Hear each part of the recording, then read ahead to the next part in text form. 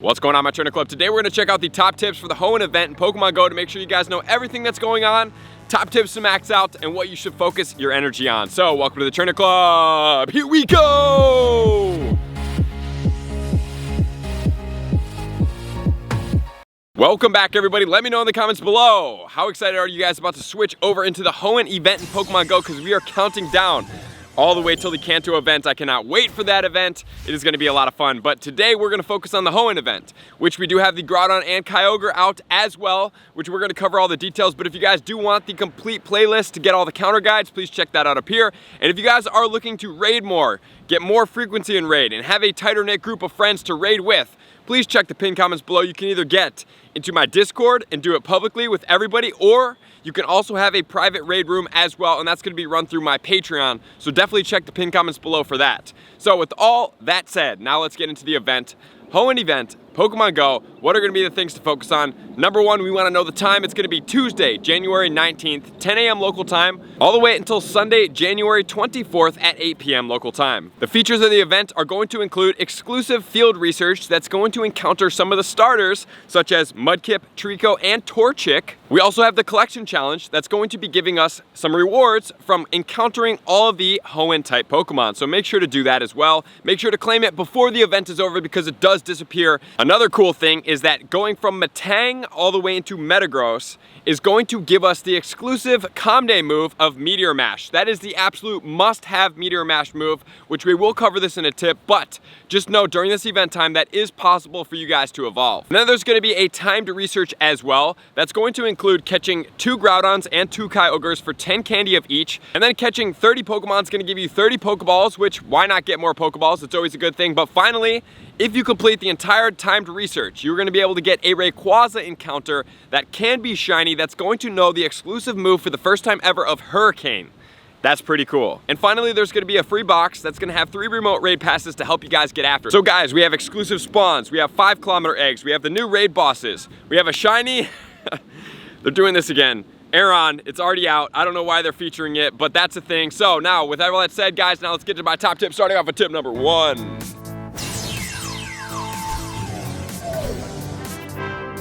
Tip number 1 is going to start off with the spawns of the event and what is going to be most impactful for you guys. So before I get into this, I just want to point out that there are some Mega Evolutions for these 3 starters. Not every starter combination is going to have Mega Evolutions. So we have Trico, Torchic, and Mudkip. These 3 all have Megas. They're all Beast Pokemon, relatively in general, but most importantly, the Swampert I want to point out. I would suggest, in rainy weather, if at all possible, try to get 296 XL candy, because not only does it have a Mega, we can max it out to level 50. It's going to be a beastly strong Pokemon. It's one of the top Megas in my opinion in the game, and it's super resistant to a lot of moves. And it only has one weakness, which is going to be Grass, but that's going to be at a double weakness form. So Swampert is a must-have. 296 XL candy is a must for me. And then Blaziken and Sceptile from Torchic and Trico is going to be impactful as well. They're a little bit more glassy, but they have really high attack values, and when they're in the Mega forms, they're going to slay quite a bit. So definitely Pokemon also that I would suggest getting after. So now that we do know that those 3 starters are going to be spawning, we also have Nincada, we have Tailo, which are going to have shinies. We have Loudred, which is a 2nd tier evolution. That's going to give you more Stardust. We have Nosepass, no shiny. Aron does have a shiny. That's the event exclusive shiny that's already been out. Not really sure why. Kind of an irrelevant Pokemon. Shiny's pretty cool though, especially in the Aron with the bright red eyes. And then we have another Pokemon here that does have a Mega form, which we will cover in a little bit when we talk about the PvP IVs, which is going to be Meditite. Meditite does have a shiny. It is a beast in the Great League, but it can also be XL'd, and it has a Mega as well. We have Roselia with the shiny, Carvanha with the shiny, and Numel that does not have a shiny. And then finally we have Baltoy and a very impactful one, which is going to be Beldum. So with all that said, guys, what is going to be the Go Battle League placings and rankings for some of these Pokemon? As far as the Sceptile, it's going to do best in the Ultra League, ranked 72 with Bullet Seed. We have Earthquake, and we have Leaf Blade. You do not need the Comday Frenzy Plant on that one. Leaf Blade is going to serve it much better, so that's a safe evolution on that one. 100% IVs in the Ultra League is going to be 0, 15, 13. And as far as the Blaziken goes, it's going to be ranked 109 best in the Master League with Counter, Blaze Kick, and Blast Burn. That is a Calm Day move, but it is above 100, but I figured I would mention all 15s like I said. And then we have the almighty Swampert. In the Great League with Mud Shot, Hydro Cannon, those two moves stay consistent. In the Great League, it's gonna be Sludge Wave, which is gonna handle something like the Azumarill a little bit better. Then, when we go into the Ultra League, it's going to be ranked 10, same moveset, except the Sludge Wave is gonna switch up for the Earthquake, and then in the Master League, same exact moveset with the Earthquake combination at rank 20. In the Great League, it's gonna be 0, 14, 14. In the Ultra League, it's gonna be 0, 14, 13. And then in the Master League, it's gonna be maxed out 100% IVs. And then we have Medicham. Medicham, as an XL Pokemon, is gonna be ranked number 1 in the XL form, with the moveset of Counter, Ice Punch, and Psychic combination. But just do remember that Pokemon does get Power Up Punch if you do want to start powering up the counter move. But then without the XL, it's gonna be ranked 28. The Medicham in the Great League, if it's not gonna be buddy boosted up, or the XLs, you can get it buddy boosted to level 41, and it's gonna sit below 1500, so that's an option. But if you're trying to go for the XL, for 1515 is the 100% IV, power it all the way up to level 49.5, and then buddy boost it 1 level to get it 50.5 to be the most optimal placing for that Pokemon. And then we have Metagross. So Metagross is gonna be ranked 25. It is going to have the moveset of Bullet Punch, Meteor Mash, Must Have, and Earthquake combination. 100% IVs, like I did say, you can evolve it during this time, so that's gonna be a thing. The Shadow is really powerful, especially as a meta raid attacker, which is gonna transition us in there. Metagross in general is a pretty good meta raid attacker, but in the Shadow form, it makes it even more powerful, and it does have a Mega at some point or another. So you're either gonna have to decide, do I want to, or do both, max this Pokemon out to be able to be in the Shadow form and always have it, or have the regular one and then plan to Mega Evolve it when it does come out in the future. It's Mighty Boss, but Meteor Mash is the moveset on that one, and if you do have a Shadow one, please evolve it to make sure that you do have that moveset on that Pokemon. But just remember, if it does have Frustration, you're not gonna be able to evolve it because Frustration blocks any of the Calm Day moves. So you would have to wait. Unfortunately, you can't TM that away, and you can't Elite TM it away right now either until a Team Rocket event. Also, other meta raid attackers from here, which we will cover in a little bit. We do have Bagon in the eggs, so do check that out. Swampert, pretty good Pokemon as well for a meta raid attacker. Blaziken and Sceptile, semi-decent, semi-mediocre, more focused on the Megas. So guys, with all that said, now we're gonna get into tip number 2. Tip number 2 is gonna be focused on the eggs that you can hatch during this event time. So we have 5-kilometer eggs. There are some pretty cool Pokemon in there, but also there is one Pokemon that's really good. However, obviously we can't control them, so I'm just gonna give you the 100% IVs and tell you to take it for what it's worth. If you're looking for Stardust, 12-kilometer eggs are the way to go. If you wanna see that full video, you can check it out up here. But if you're looking to have some event fun, maybe hatch a Bagon, that's gonna be the most relevant Pokemon in here that is a meta attacker. Not so much Go Battle League, but it also does have a Mega. That one does need the Outrage move, which you cannot evolve right now for.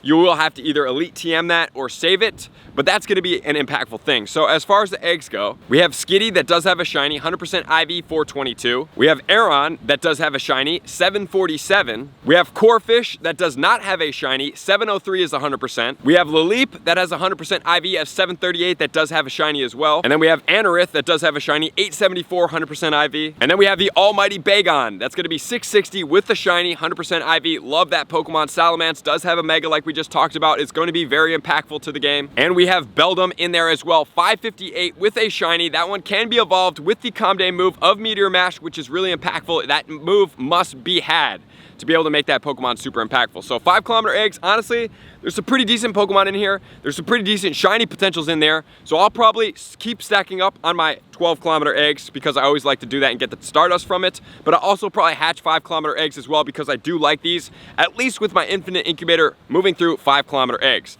So guys, with all that said, let's get into tip number 3.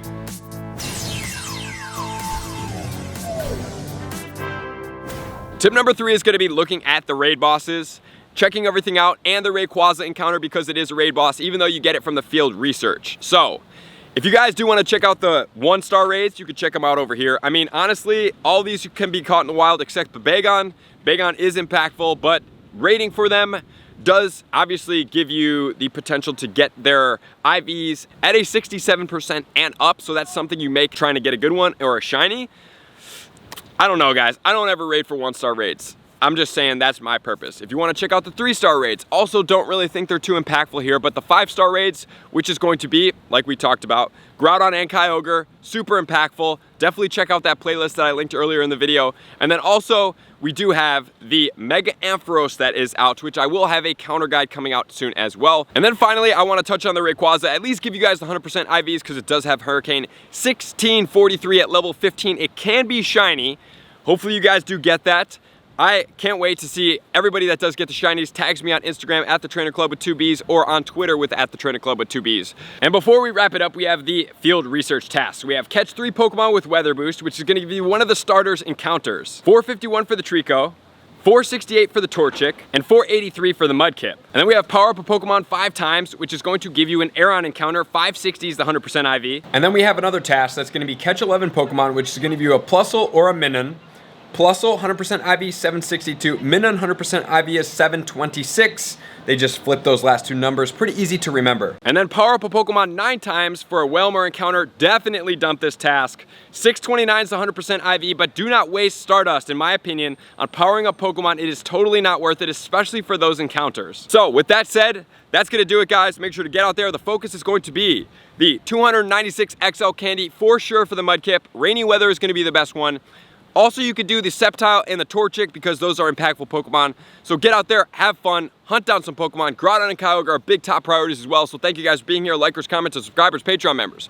Everybody takes your support, subscription, and participation to the next level. I'm gonna see you guys out on the next video. Peace. I want to take this time to thank everybody who supports me in every facet. It means the world to me, and an extra special thank you to all my Patreons. I greatly appreciate the extra support to continue to allow me to pursue Pokemon Go full time, allowing me to create my daily video uploads in the most timely fashion for everyone's benefit. Plus, I get the amazing experience of sharing my creative processes behind the scenes and raiding all around the globe with select upper tiers. Thank you everybody for being a part of the Trainer Club. You all mean the absolute world to me, and I will see you guys out on the next video.